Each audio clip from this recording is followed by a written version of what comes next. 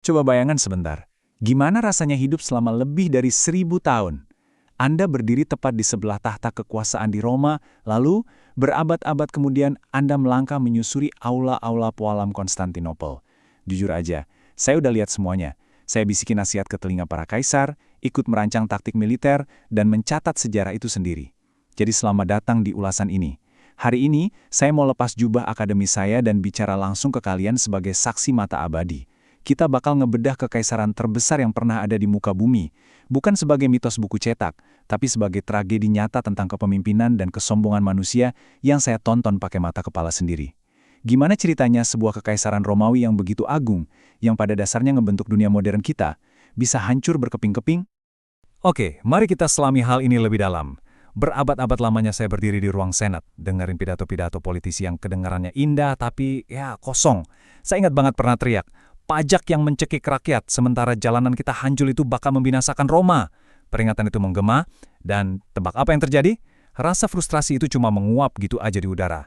Kehancuran kami itu bukan kejadian semalam, kawan.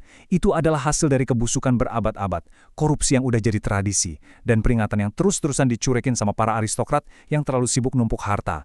Para pemimpin kita gagal sadar kalau sebuah kekaisaran yang udah nggak peduli sama rakyatnya, sebenarnya lagi gali kuburannya sendiri.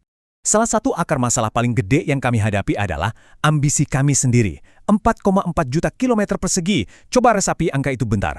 Pada puncaknya, wilayah yang harus kami urus itu ngebentang dari ujung benua ke benua lain. Mulai dari wilayah Inggris yang berkabut, sampai padang pasir Mesir yang panas. Skala yang benar-benar nggak masuk akal ini ukurannya 2 kali lipat dari negara Indonesia modern.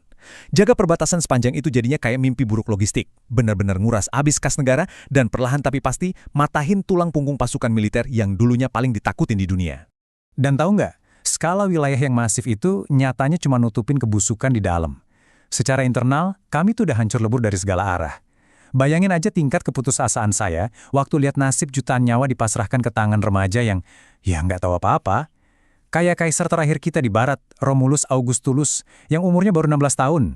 Sambil dia main-main jadi kaisar, inflasi meroket gak karuan, pajak benar-benar mencekik rakyat jelata, dan perang saudara terus meledak cuma gara-gara elit yang rakus kekuasaan.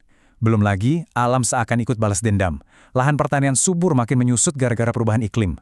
Kami benar-benar lagi bakar rumah kami sendiri dari dalam. Jadi, poin krusial yang perlu kita ingat adalah kehancuran kami bukanlah sekedar takdir dari langit, tapi benar-benar hasil dari kegagalan moral dan diplomasi kami sendiri. Kalian pernah dengar soal suku-suku barbar kayak suku Goth kan? Awalnya mereka datang bukan buat ngehancurin kita loh. Mereka itu pengungsi, mereka minta suaka karena dikejar-kejar sama bangsa Hun yang mengerikan. Kita biarin mereka masuk, tapi pejabat kita yang korup malah ngeksploitasi keputusasaan mereka habis-habisan. Kita biarin mereka kelaparan, sampai-sampai, bayangin ya, pejabat kita maksa mereka jual anak-anak mereka sendiri cuma untuk ditukar sama sepotong daging anjing. Kekejaman brutal macam inilah yang akhirnya memicu pemberontakan besar-besaran yang berujung pada perang Gotik yang menghancurkan. Dan pemberontakan mengungsi kelaparan itu bawa kita ke salah satu bencana militer terburuk dalam sejarah, pertempuran Adrianopol, 2/3. Angka itu bukan sekedar catatan di buku sejarah ya, itu adalah darah yang tumpah. Suku Goth yang marah besar berhasil ngebantai 2/3 dari seluruh pasukan kekaisaran Romawi Timur saat itu. Ini adalah kegagalan taktis yang benar-benar telak, sampai merenggut nyawa Kaisar Valens di medan perang. Akhir yang ironis banget buat orang yang selama ini ngerasa dirinya setara sama dewa. Di detik itu juga, kami sadar mitos kalau pasukan Romawi itu tak terkalahkan udah lenyap selama-lamanya. Semenjak tragedi di Adrianopol itu, kami ngerasa cuma lagi nunggu waktu aja, menyaksikan kaskade keruntuhan yang pelan tapi pasti di barat. Puncaknya di tahun 410 Masehi, hal yang dulu dianggap mustahil benar-benar kejadian. Suku Visigoth ngejebol tembok dan menjarah kota abadi kita, Roma. Lalu di tahun 476 Masehi, seorang panglima militer Jermanik bernama Odoacer dengan santainya nurunin kaisar remaja Romulus Augustulus dari tahtanya. Udah, gitu aja. Dalam sekejap, kekaisaran Romawi Barat lenyap dari peta politik dan seluruh Eropa Barat langsung nyungsep ke era kelam yang sekarang kalian sebut sebagai zaman kegelapan. Tapi tunggu dulu, waktu Barat lagi tenggelam dalam kegelapan, mata saya harus beralih ke timur. Dulu, Kaisar Diocletianus kan udah membagi kekaisaran jadi 2. Dan pembagian ini nyiptain nasib yang benar-benar beda 180 derajat. Di barat, semuanya membusuk, ekonomi hancur, perbatasan jebol. Tapi di timur, yang berpusat di Konstantinopel dan belakangan dikenal sebagai Kekaisaran Bizantium, wah, ceritanya beda jauh.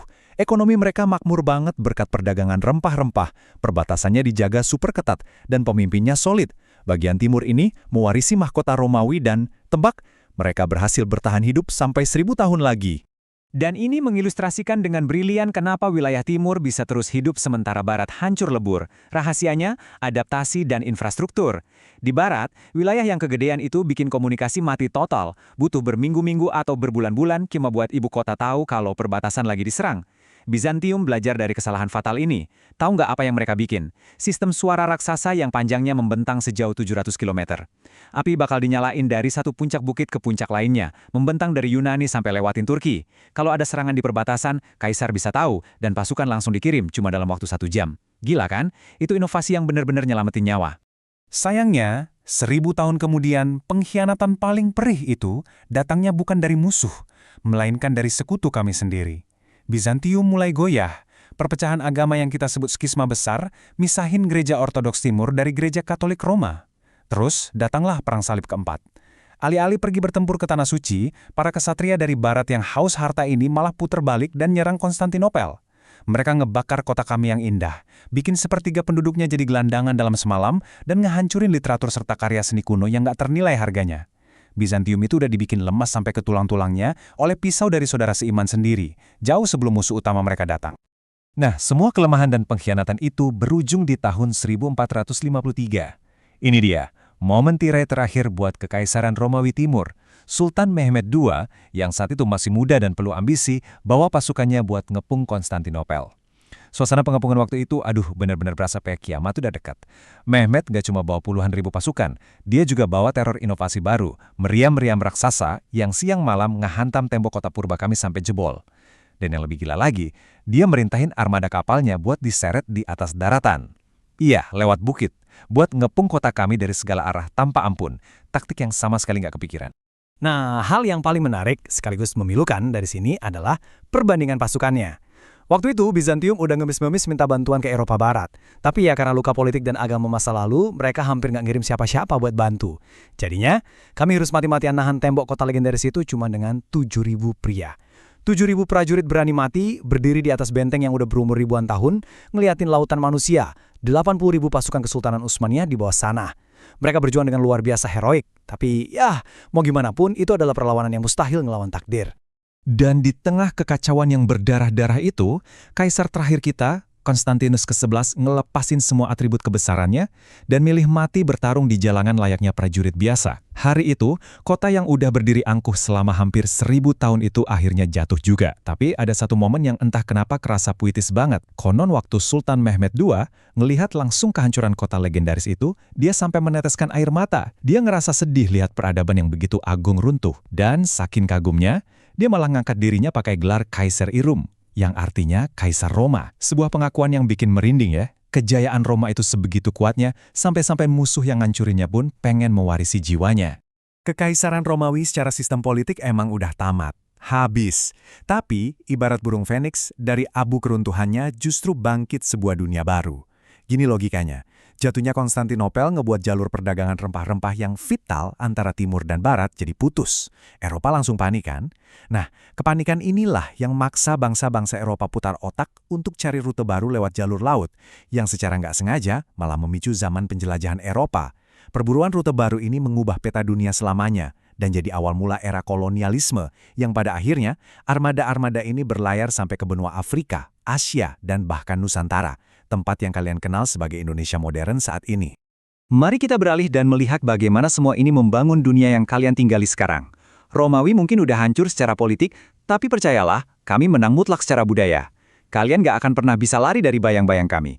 Sistem pengadilan modern kalian, itu masih pakai asas tak bersalah sampai terbukti bersalah dari hukum kami.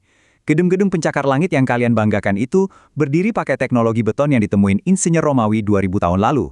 Kalian baca tulisan ini pakai alfabet Latin kami, dan hey, kalian masih ngelewatin bulan Juli setiap tahun kan? Itu bulan yang dinamain khusus buat bos lama saya, Julius Caesar. Ide, hukum, dan kedisiplinan kami menyebar ke seluruh penjuru bumi layaknya biji dandelion yang ketiup angin gara-gara matinya sebuah kekaisaran.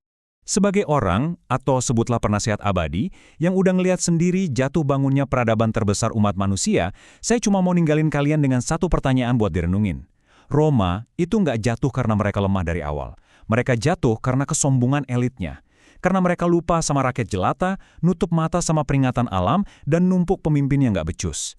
Jadi kalau kekaisaran yang sebesar, sekuat dan seagung Romawi aja bisa hancur jadi debu cuma gara-gara pembusukan dari dalam, apa yang bikin kalian begitu yakin kalau peradaban modern saat ini benar-benar kebal dari kehancuran serupa? Coba pikirin deh. Sampai jumpa di eksplorasi sejarah kita selanjutnya.